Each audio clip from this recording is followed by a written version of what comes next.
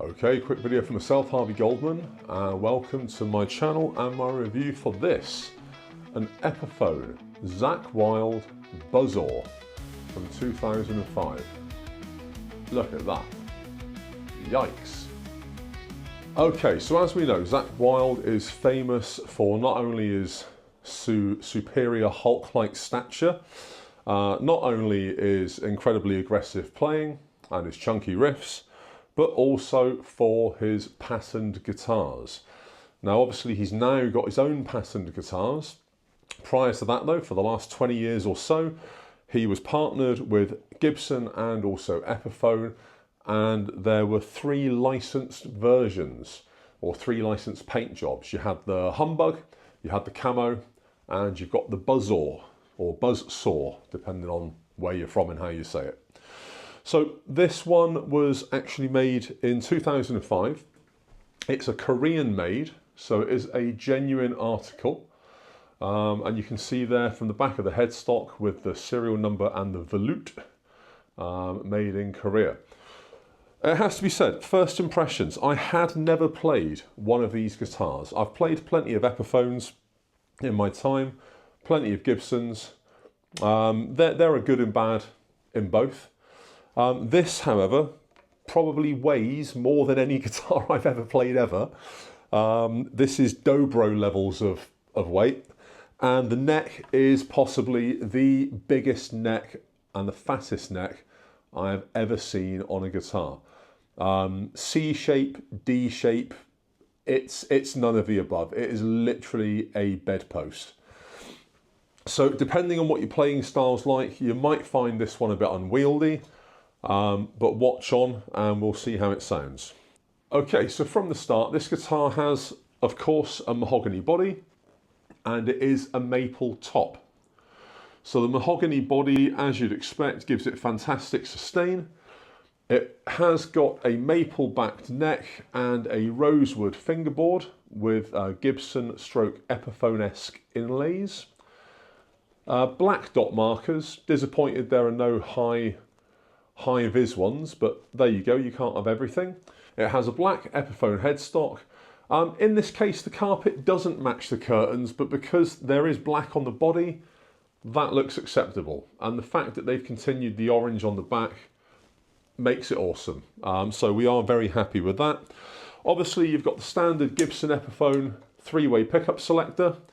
You've got volume, volume, tone, tone, no coil taps, no volume boosts on this. It's got a standard Gibson style bridge with a stop piece, and there are 2 EMG HZ4 pickups. Now these are the passive EMGs, not active, which did surprise me. However, as you'll hear, for passive pickups, these really do kick out a big sound. Now, one thing that should be said about these guitars is, of course, the propensity for fakes in the Asian marketplace, particularly places like eBay, particularly Facebook as well. So there are a huge number of fakes out there, and it can be really difficult to tell them apart from the real ones. And obviously the first indicator is going to be the feel, the weight, also the actual paint job itself, the finish, if you like, of the guitar. So if there's any doubt, if there's any doubt as to the genuine credentials of any guitar that's Zakk Wylde that you're thinking of buying, do go online, do check out how to spot the fakes. There are, as I said, multiple ways that this can be. Now, one thing that is worth mentioning, these guitars are massively faked. You do get loads of fakes popping up on eBay, on Facebook. The first indicator that it's fake would be the price, obviously. For this one I paid $750, which was actually cheap considering the scarcity of these particular guitars from this year and that factory. These can go, and I emphasise can, for around £1,200 to £1,500 if you're lucky. Typically they go for about £1,000 to £1,200. So to have paid around $750 for this and then a bit of postage, I got a fantastic guitar. They are only ever going to go up in value as well because they are collectible. Of course, 2005, there's only a limited number of them about. And for that reason, if you can get one in good condition and you're 100% that it's not a fake or a Chibson or a knockoff of some description, then bag one. Whether it's a bullseye, a camo or a buzzsaw, you will have a fantastically collectible guitar. So I would like to eventually get all three in the set. They do also offer Flying V versions of their 3 paint jobs. Not really interested in those. I like to play my guitar sat down, and I'm not much on playing them like this. So we'll probably give those a wide berth. Okay, so let's get into it with a bit of clean. Locato wireless system as always. On my right, there's a positive grid 40-watt spark amp, bass and treble at midnight, smidge of reverb, maybe 10-15%, no other effects. The guitar's in drop D, volume and tone all the way up. Let's go through the pickups. Neck pickup first.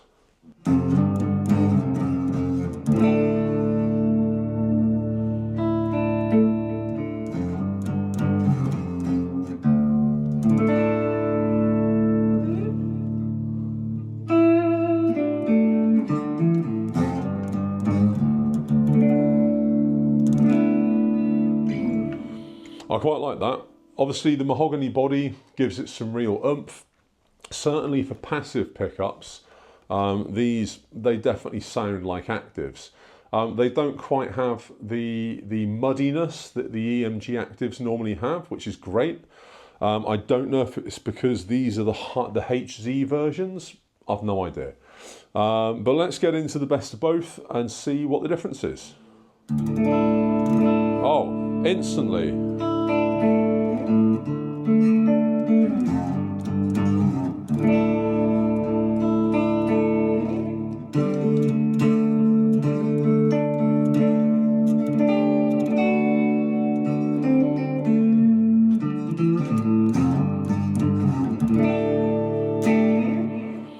Yeah, I do like that. The best of both, it really crispens up when you flick that from the neck position. So now let's go with the bridge pickup. For my money, that actually sounds a little bit too bright, but obviously the tone is right up.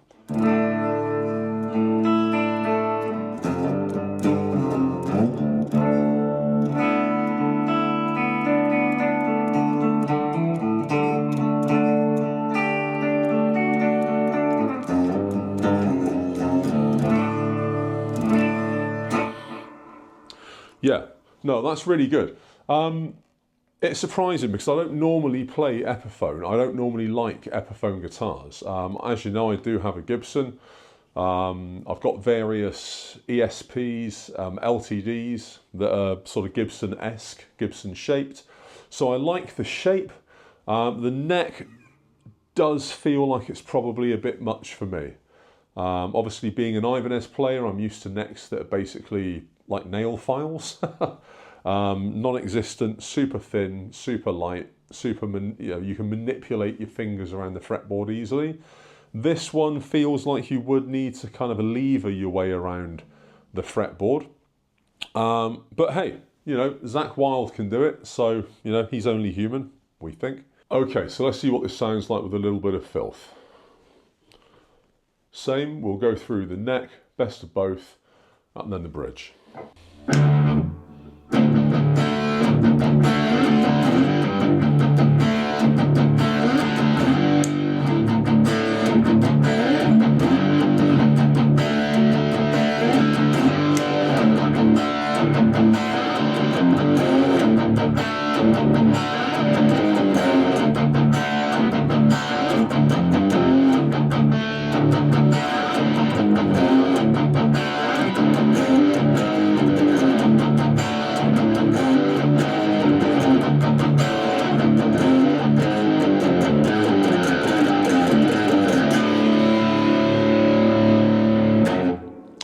I really like it. I like the contrast between the bass, then we can brighten it up, and then a lot more treble. And that contrast between the neck pickup and the bridge pickup definitely has bite. Very often, most of my guitars, I'd say probably almost all of them, I play most of my stuff on the neck pickup and I just vary the tones. So I guess it depends what type of guitar player you are. For myself, most of the stuff that I play, including cover songs, I make my own parts up for them. So that's not to say that the song is changed beyond all recognition. The parts might still sound similar or have elements of the originals, but in my head, that's what makes a cover a cover. Although I respect somebody that can go out and learn Sweet Child of Mine or Paradise City or something like that and learn it note for note and get all the nuances and all the dynamic changes and everything else perfectly, yeah, that's definitely got its place and it's an art form in itself. I wouldn't go and listen to that live. I would just put Spotify on and that's what I would do. So when I listen to a cover band, what I want to hear is something that sounds a bit like the original, but they've put their spin on it. And that, for me, is the essence of a cover song. For this, I think this guitar lends itself great for most musical uses. I think you can play jazz on it, fusion, metal. It's not that bad as a clean sounding guitar, despite the EMG pickups. Okay, so in conclusion, is this guitar a good guitar? Yes, it is a good guitar. It's a sturdy guitar. It's Epiphone, so you know it's going to be reliable. It's got Gibson heritage, Gibson pedigree, which obviously means that it's been built to a specification that's probably in tribute the highest that any company could do. Is it my type of guitar? Probably not. I didn't buy this guitar because I wanted to play it. I bought it because it's an investment piece. I knew before I bought the guitar, it was chunky, it's fat, it's heavy, and it's unwieldy. All of these things make it not a good guitar for me. However, that being said, for anybody that likes the Gibson shape, that likes the Gibson feel, that likes fat necks, that likes fat sounds, or that just likes Zakk Wylde, this guitar is a worthy addition to anybody's collection. Myself, I'm happy with the price that I paid for it. I feel that $750 plus postage was the best deal that I probably could have got. And yeah, roll on the next two. We'll see how the collecting goes. That's it for today. Goldman, peace out.